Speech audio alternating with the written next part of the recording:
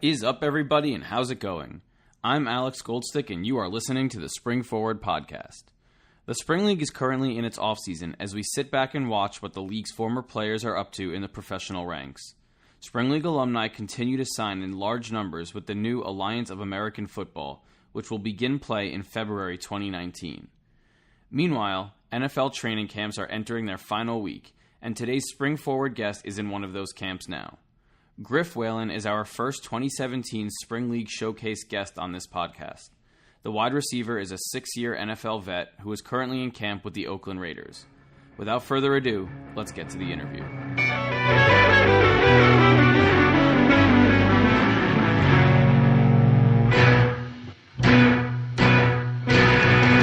Griff Whalen is a 6-year NFL veteran wide receiver from Stanford University. Over his NFL career, he has spent time with the Indianapolis Colts, Miami Dolphins, San Diego Chargers, New England Patriots, Baltimore Ravens, and he's currently in training camp with the Oakland Raiders. He was a 2017 Spring League Showcase attendee in Napa, California. Griff, welcome to the pod. Hey, what's up, Alex? Thanks for having me. So, off the bat, you're a Midwestern kid, but were a walk-on at Stanford in 2008.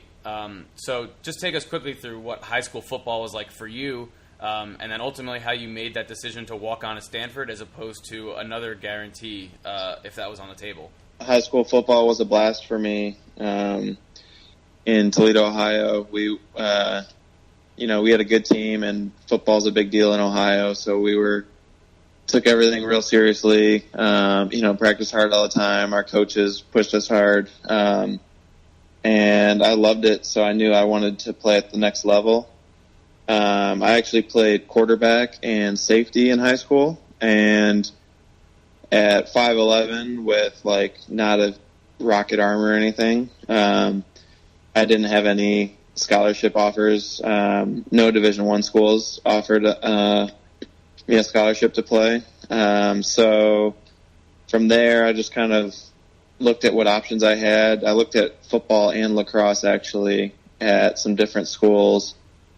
A few around Ohio, where I had either walk-on opportunities at, Toledo, or went on a visit to Dayton actually. And then I heard from Stanford that, they thought I should come take a visit and would be interested in having me walk on the team. So it kind of came out of nowhere, and I've actually had a few family members go to Stanford, so that was kind of cool for me. And as soon as I went on my visit, I loved it right away. I loved the coaching staff. Coach Harbaugh was there, and the campus, the players, everything just kind of felt right. Well, Stanford's certainly not too shabby a place to end up. During 3 of the 4 years that you were at Stanford, you roomed with current Colts quarterback Andrew Luck, who was the top pick in the 2012 NFL draft. Obviously, Andrew has had some issues with injuries over the last year and is making his comeback in 2018. But are you guys still close from your Stanford days? Oh yeah, we are. We talk all the time, and it was nice going from Stanford to Indy and still being able to play with him. I don't think I realized how nice that was, but now having been on other teams, looking back, I kind of realized how special that was to have one of your best friends in the NFL with you. And yeah, we still are close. I actually just recently got married, and he was my best man at my wedding, so we still get together whenever we can in the off season. That's awesome. And, obviously he's had a bit of his own adversity over the last year. And, you've gone through your fair share as sort of, a walk-on and an undrafted free agent. Is there common ground to be found with sort of two guys with the same profession but maybe different paths? I think almost everybody in the NFL has some kind of adversity. It's just, like you said, it can look very different. For me, it was just trying to get in the door, and then trying to stick around somewhere. And recently it's been bouncing around different places. For Andrew, he started off his career really well, and then the injuries lately, it's been coming back from that. And they're not just your average injuries where you put a cast on something for a couple months or anything like that. So it's been a real process for him, and it's been a real process mentally for him to, I think, just grow and view things differently. So he's in a really good place now, physically and mentally, which is great for him. I think he's having, physically feels good, and he's having fun playing football again. So that's important for him. And it's just, no matter who you are, I mean, you can be, we had Reggie Wayne was there with me and played for 13 years in Indianapolis, and still that day comes where maybe you want to still play and the team, the organization doesn't think you're able to anymore, or whatever it is, there's always going to be something that comes up. Now, you mentioned it earlier, but switching gears from a second away from football, while you were at Stanford, you did play a year of club lacrosse. And you mentioned that you played that in high school and were looking for somewhere to keep playing. Do you find any parallels between lacrosse and football? And do you think there's any advantages to being a two-sport athlete that might help you excel as a pro in one of the sports? Yeah, definitely. I'm a big advocate of playing multiple sports. I think it really helps. For me, looking back, I am very glad I played lacrosse because a lot of that does translate for me. Just the kind of movements on the field, you're either trying to defend somebody or you're trying to, get past somebody. And as a receiver, that's all I'm trying to do all the time is get past somebody and create separation and get open. Looking back, I did that in the spring instead of track. And I kind of wish I had done track also, because over the last few years, training in the off season, I've just learned so much about, sort of speed training and running mechanics and things like that you typically learn if you are a track athlete. So I definitely am glad I played lacrosse. I kind of wish I would have been able to do track too, just to learn some of that stuff when I was younger. I think that would have just helped me develop some of different speed and burst and things like that when I was younger. But yeah, I think all those sports help. I mean, lacrosse definitely helped me. Basketball helps a lot of guys. It's just, again, that movement and stuff. Even, if you're a wrestler, wrestling, those hand movements, like football is pretty much every position you're playing with your hands. Receivers, we're using our hands to try and get those defensive backs' hands off us. Linemen, obviously, they're all battling with their hands. So I think all those sports carry over a lot. Now, we mentioned at the top of the interview the teams in the NFL that you spent time with. But actually, the bulk of your NFL career has been spent in Indianapolis. So after being undrafted in 2012, you spent 4 years in Indy with your former roommate, as we mentioned. So, I mean, as a former walk-on and then as an undrafted free agent, what were those first couple of years like in the NFL for you? And do you notice parallels between sort of the walk-on aspect of your life versus the undrafted free agent, or is that two totally separate things? Yeah, it felt very similar. Anytime you're undrafted trying to make an NFL team, you're pretty much starting at the bottom of the totem pole, trying to prove something to convince them that you should be there, and for them to let you stay. So, and that's exactly what it was like in college as a walk-on. Just trying to earn a spot on the team, trying to earn some play time, and trying to earn a scholarship.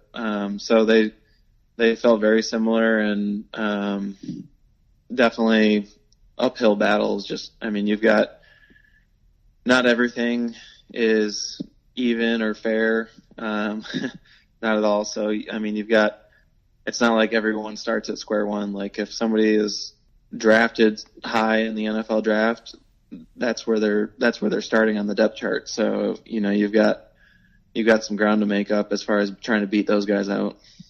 Now, after your time in Indy ended, you spent parts of the next 2 seasons with Miami, San Diego, and New England. So, even though life as a football player is never stable relative to other professions, you had been with one team for 4 seasons, which included a playoff appearance, and then spent 2 years on 3 different teams. So what did that 2-year stretch, sort of where you became a journeyman, really, what did that teach you about the business side of the game that you still hold true? Yeah, I mean, that kind of sucked having to just bounce around like that, and it definitely opened my eyes to. I mean, I think before that I was already starting to see, but it's just I think I got a clear picture of how the business really works, and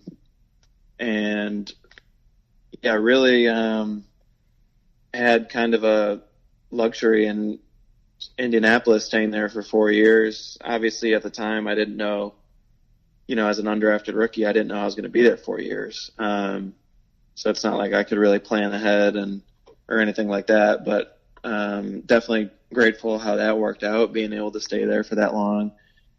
And then, I was hoping for like a fresh start in Miami and hoping for my career to even take off more there. And unfortunately, like the first week of the season, Miami ended up claiming somebody else and then cutting me. So then I got picked up by San Diego, and that kind of, to me, that felt like it kind of derailed things, because showing up once the season had already started in San Diego, had no real connection, didn't know any players there, didn't have any type of connection with Phillip Rivers. So I'm kind of just this guy who just showed up and, didn't have any real relationships with the coaches and, the quarterback, any of that kind of stuff. So it never really turned into much of a productive season, even though I was on the team, even though I was playing. It was tough coming in mid-season like that. So it kind of just didn't turn into the year I wanted it to be. And then, New England was just such a short little, 2 weeks, I think it was there, that, they had a couple guys beat up, and I was only there for 2 weeks. So that never materialized into anything. But, you just never know how things are going to go. And the whole Miami thing felt like it kind of derailed all my plans of my career just taking off from there. So I believe that stint you had in New England ended about December 2016. And then the next time you play football is in Napa at the Spring League Showcase. So tell us how you found out about and ultimately got accepted to play with the Spring League. Oh, actually, I think it was some guys I was training with had done it the previous year. I think you guys were in like Virginia somewhere. Yeah, West Virginia. Yeah, West Virginia. Earlier in the year, 2017 was the first year of the league. Okay, yeah. So some guys had done that one that I was training with and mentioned it to me. So my agent looked into it, and it just seemed like a good opportunity for me, different than most of the guys in the league, in the Spring League, because for me, I hadn't been signed by a team during OTAs, and that's always a good, OTAs are like your kind of building blocks for the season, where you get the helmets back on, and then you have a mini camp where you get to put the pads back on a little bit. So having missed out on that, my agent and I sort of agreed that the Spring League was a good opportunity to get that experience that I didn't get from being an OTA somewhere. So I got to go through some practices, got to put pads back on, really just shake off any rust that I might have had, and, feel the pads again, getting hit, and that kind of game speed, going into hopefully a training camp somewhere. So and that was different than most of the guys that were there, who are younger players still kind of trying to just get a foot in the NFL, hoping a scout will see them. Whereas in my case, having already had some career footage, film and stuff like that, like the scouts have access to that. The teams know who I am. For me, it was more just about getting that experience, getting back up to game speed again before training camp started. Well, and it did work. In the 2017 Spring League Showcase game, you were the leading receiver with 4 catches for 73 yards. And then you were signed by Baltimore less than a week after that game. Now, in total, over 6 NFL seasons, but really 5 because you broke your foot. That cost you what would have been your rookie year. In 2012, you've amassed 51 catches for 532 yards and 3 touchdowns. We know your story isn't finished yet, but looking back on your career as it stands now, and as a college walk-on and an undrafted free agent, how do you make sense of all that's happened to you so far in professional football? I think it's a combination of, a bunch of stuff. I really think a lot of it is just luck and timing for sure. The injury my rookie year might have definitely been a blessing in disguise as far as getting put on IR and sticking around Indianapolis for that entire year. And, that gives the coaches more time to get to know me. And then the next year I've got kind of a year under my belt of not game experience, but just experience of operating as a professional. So I think timing and luck and things like that are definitely a big part of it. And then because I've seen lots of guys over the last few years in similar situations to where I was, whether they're undrafted or a late round draft pick, that are just really great players, professionals, good attitudes, all that, but maybe they're not on the right team, or there's, just happens to be too many other good wide receivers in that room or something, and they just don't really ever get that shot that I did. So I think luck's a big part of it. And then really just being able to take advantage of opportunities. That's what I was able to do. You just never know. You never know what opportunity you're going to get or when it's going to come. For me, for the most part, I felt like I was able to capitalize on the few chances that I did get, and those just opened more doors for me. Now, so far this preseason with Oakland, you've hauled in 4 balls on 7 targets for a total of 44 yards and a TD. We actually talked before we started recording about how you got knocked up a little in last week's game. But, as a vet in the NFL who knows the ropes of the game, and with 1 week left to go in the preseason, how would you assess your preseason so far, and then what is 2018 looking like for Griff Whalen, knowing that you might have a knock to overcome now? I'm really happy with the training camp I had here. I think once again I started not at the bottom of the depth chart, but a little lower than I'd like to be. Put together just really good, consistent practices, kind of worked my way up, and then had a few good preseason games. No crazy numbers or stats or anything, but I feel like I've shown the consistency and made all the plays that I could to earn a spot on the team. And like you said, I did just get a little beat up in the last game, so we'll see how that affects things. But pretty happy with the training camp and the preseason that I've had. The Raiders are actually currently employing the most amount of Spring League alumni in professional football at 4. So including yourself. I'm going to throw out the names one by one of the former Spring League guys, and hopefully you recognize them, and give me your reaction and your thoughts on each of them. So first we have tight end Paul Butler, who was with us in Austin this year. Paul's been doing a really good job. I think he came in a little bit later during OTAs, but picked up the offense, and athletically he's got all the tools, and personally I think he's shown a lot. Made some pretty good catches in practice and in games. So, that's a position in Oakland that's, right now they're pretty heavy on tight ends, but I think he's really shown something where if not here, he might get picked up somewhere else, or, he might have shown enough to land on the practice squad here also. So I think he's done a really good job. Next, we've got offensive lineman Cam Hunt out of the University of Oregon.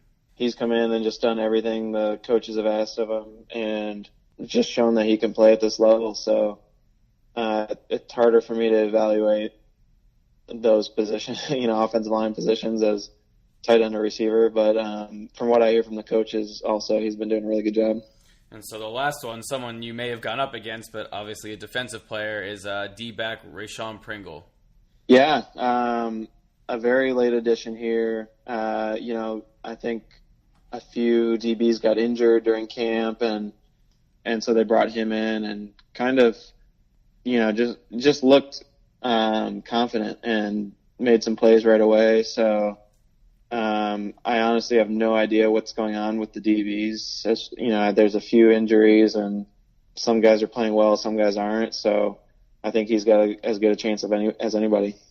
So those are the Spring League guys, and then last question, and one more note for those that follow, your career or social media, is that you're a vegan, which seems to me to be so much more than a diet, but really a complete lifestyle choice. And the joke is that vegans always like talking about the fact that they're vegan. So what's your motivation to maintain this sort of lifestyle, and what have you found the benefits of being a vegan professional athlete? Well, all right. First of all, I'm one of the rare ones who I pretty much never bring it up. But it does end up coming up all the time anyway, at meals. I just, whether it's at at work, a team meal, and I sit down and somebody kind of starts the conversation. So how did you go vegan, or why are you vegan? To explain whatever. So, but anyway, for me, I kind of just tried it. No real intentions of anything long-term or commitment or anything. I did this 28-day kind of challenge, and to me it was just like, I have like a sweet tooth and have a hard time staying on the healthy road sometimes. So I was like, okay, good. This will give me some structure. I'll only eat these foods and do this 28-day thing, and kind of a healthy, just like, not cleanse, but just like a good way to start the off season and training and stuff like that. So that's how I started it. I mean, a week into it, week and a half, I felt like such significant changes physically, like way more energy, mentally, like just more alert, more energetic throughout the day, especially like in the afternoon. Wasn't getting tired and that little lull, and wasn't getting tired after meals either. And I mean, running felt lighter, felt easier to breathe. Training felt really strong and recovered a lot quicker. I noticed less soreness and just quicker recoveries. So I started, I didn't know anything about it then. So I started doing a lot more research, like, why am I feeling this good? And is this something that I can sustain as a football player, or am I going to wither away and get super skinny? So I had to do my own research and really dove into it, and learned a lot. And having done all that research, I think it's the optimal diet for any athlete, no matter if you want to be muscular, skinny, big, it doesn't matter. That's just a matter of how many calories you want to eat. But I think it's the best diet for any athlete, just because of the reduced inflammation it gives you, the quicker recovery. Worries people have are just misconceptions, like not being able to get any protein. I haven't had any issues with anything, and really have never felt better as far as training and all that kind of stuff. So that's been something that I think has actually helped me elevate my game a little further, and possibly has extended my career. Well, it's certainly a great answer for vegans everywhere, and for whoever's listening, maybe we'll blow up on the vegan internet. But especially, we hope it lets you bounce back from this foot injury a little bit quicker, and I'm sure that we will see you on an NFL field in 2018. Yeah, hope so. Really appreciate the time, and get back out there working. All right, thanks for having me, Alex.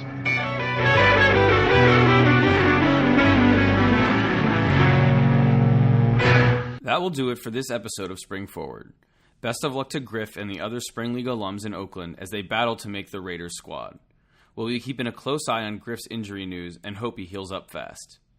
You can follow the Spring League on Twitter, Instagram, and Facebook at the Spring League. You can follow me on Twitter at AGStick and on Instagram at AlexGoldstick. All music was provided to Spring Forward by Joshua Rosner. We'll be back with an all-new episode shortly. Later.